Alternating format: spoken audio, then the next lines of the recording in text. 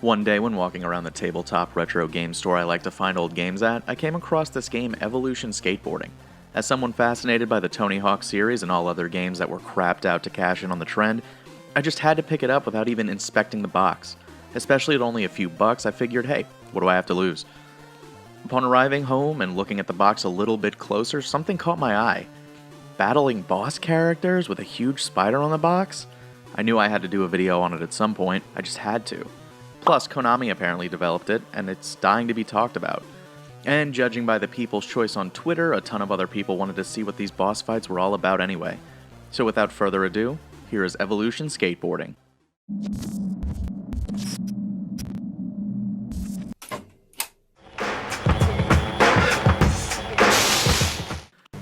I am so happy I played Evolution Skateboarding because it gave me something so few other games have ever been able to give me, a deep and chilling awareness on the impermanence of life. To say this game has absolutely no redeeming features would be a lie fueled by rage and desperation, the two emotions I felt exclusively when playing this game.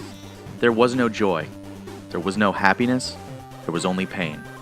For the most part, this game rips off Tony Hawk games, an obvious target for copycats because those games are both good and interesting. In that sense, it's exactly what I expected. I'm talking a career mode that has you skating around, collecting objects, hitting score goals, doing certain tasks that trigger specific events, etc. in under 3 minutes. I would imagine they couldn't feasibly rip off the 2-minute runs because the gameplay is so excruciating to play, it would make the strict time limit impossible. You can even unlock bonus characters like Frogger and Snake for completing challenges, completing careers, or even 100%ing the game, none of which is worth it. And yeah, I'll get to the spider and the quote-unquote boss battles in just a bit, but first I want to talk about the main mode in the game, the career mode. For my career, I chose skater Rick McCrank because A, that name makes me giggle, and 2, because in the video intro, he's getting some pretty sick air. Turns out, based off of his stats, he can jump the highest anyone can possibly jump in this game. Guess what? It's still not enough anyway. There are a ton of collectibles to pick up in each level, and when I say there are a lot, levels are littered with them. It's like if the developers didn't know how to make a level interesting, they just threw another 20 tokens into a level at random and called it a day. There's hidden decks, which are basically just generic skateboards in 6 or 7 different colors, but hey, at least the clothing options are good. I can finally figure out what shade of gray brings out the color in my eyes. In spite of being tremendously annoyed for wasting hours of my life on this game, you might be surprised to find out that there were a couple of things that were interesting. If you squint really hard, you can see that someone at least tried to care about the product they were making. To be quite honest, a couple of levels in the game were actually alright. Dare I say good. There's a level where you skate in ancient ruins, which is a vertically oriented level. In theory, it's really cool, but it is completely let down by the abysmal gameplay. To say feel and flow of Evolution Skateboarding are bad is letting it off easy. Immediately upon jumping into your first run, and I mean immediately, you realize just how different the gameplay is from Tony Hawk. Now, different isn't inherently bad. Let's think about Skate for a little bit. Skate gave us an entirely different take on skateboarding that was really different from Tony Hawk. It was so different that the controls took some getting used to, but once you spent long enough with it and figured it out, you could really start flowing tricks together and making some pretty cool combos. Evolution Skateboarding, on the other hand, does the opposite of this. In it, the controls are so close to Tony Hawk that you feel like you kinda know what you're doing, but it's different enough that you never feel like you're really in command of your skater. It doesn't feel like an alternate take on skateboarding controls, it just feels like a beta of a skateboarding game that was supposed to come later, but instead of iterating and getting better, we just got this crap. This game probably makes me worse at Tony Hawk, and I hate it for that. Just throw that on top of the pile of reasons this game blows in the first place. In my opinion, the game-breaking issue comes from unresponsive controls and the lack of a sense of speed that comes with that. The up button on the D-pad is how you accelerate, and you have to keep repeatedly tapping it to keep going faster. Unfortunately, the button only registers every 5 seconds, maybe if you're lucky, so you never actually feel like you're getting faster, you just feel like you're going slow the entire time. You're never gaining speed in a meaningful way. Then add to that the fact that the ollie button only responds when you press it sometimes, and actually trying to grind on rails is nearly impossible. It makes navigating the world feel like herding cats. And then when you're on the rail, pressing the grind button again will cancel the grind. Apparently using the jump button to just get off a rail wasn't enough. They added an actual function that when you're grinding, you can just press the grind button again, and for whatever reason, you'll just be like, oh, I'm not on this rail anymore. Because of this, I was constantly falling off of things because I was mashing the grind button, because I was never sure if I was going to even get the grind to work in the first place. But then if I was on the rail, I would just cancel the grind anyway because I was still smashing the triangle button again. God, this game sucks. Fighting the controls is a waking nightmare because you're constantly being prevented from going where you want, even if you know where you're supposed to be going. This game is constantly pushing you back, and it is not fun to play. It is astonishing just how janky and slow everything feels. It never gets going. Even the cutscenes are slow. Just look at this clip when I did a secret challenge and moved this catapult thing. I didn't slow this down. This is real-time speed.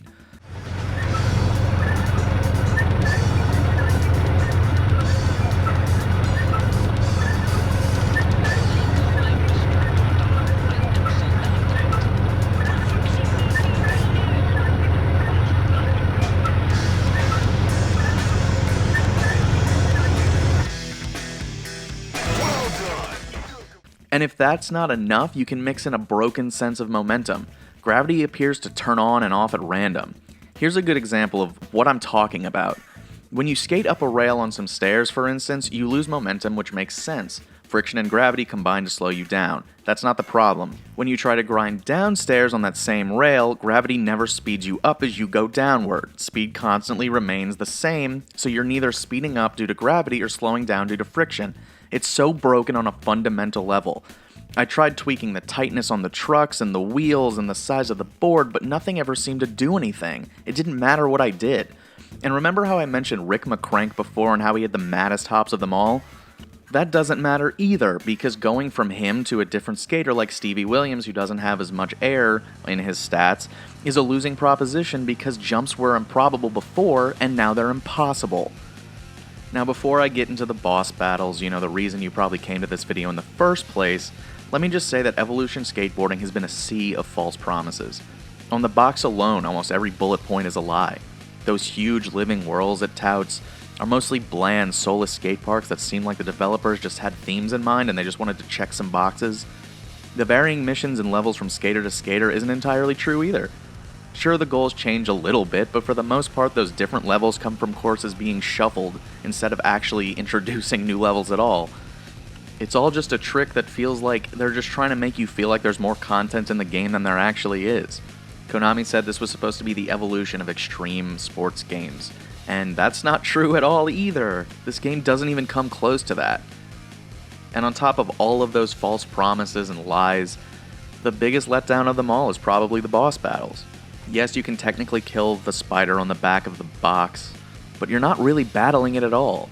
You get locked into a dungeon where the only way out is to kill it. Now how do you kill it? Instead of actually doing anything that would affect the spider, you grind on the spider's webs to drop it into a lava pit that literally appears out of nowhere. Like you're skating where the lava pit is seconds before, so where does it come from? But if you happen to like the idea of just using grinding as a weapon, I have phenomenal news for you. It's literally the only attack you have in the game. Whether you were trying to stop a runaway 18-wheeler or incapacitate a tank, grinding is the only option you have. It isn't fun, not even a little bit. And if the runaway 18-wheeler is so threatening, how can I possibly catch it on a skateboard to grind on it in the first place? I would have rather boss battles be removed entirely if it meant better controls or better levels or literally better anything. That's all to say that Evolution Skateboarding is a painful game to play from start to finish. I hated every second I played of this game, which is a feat because I'm pretty easy to please most of the time. Upon finishing this video, I might as well throw the game in the trash because I will never ever have the desire to play it again. I hate to tell people that their opinions and interests are bad, but if you like this game, you're wrong. You're wrong, you're wrong, you're wrong, you're wrong, you're so wrong. And then I find out after researching for this video that this is the basis of a game mode in Metal Gear Solid 2, which sounds like more of a punishment than a reward if you ask me. There's just no reason to play this game. When it all comes down to it, the only thing that you have to worry about in this game is gameplay. And the fact that this game is absolutely a broken mess, which is a complete nightmare, it's a chore to play, there's no reason to even jump into this. Don't buy this game, don't emulate this game, it is not worth your time. Don't do it. That's it. That's all I have to say. Oh my god.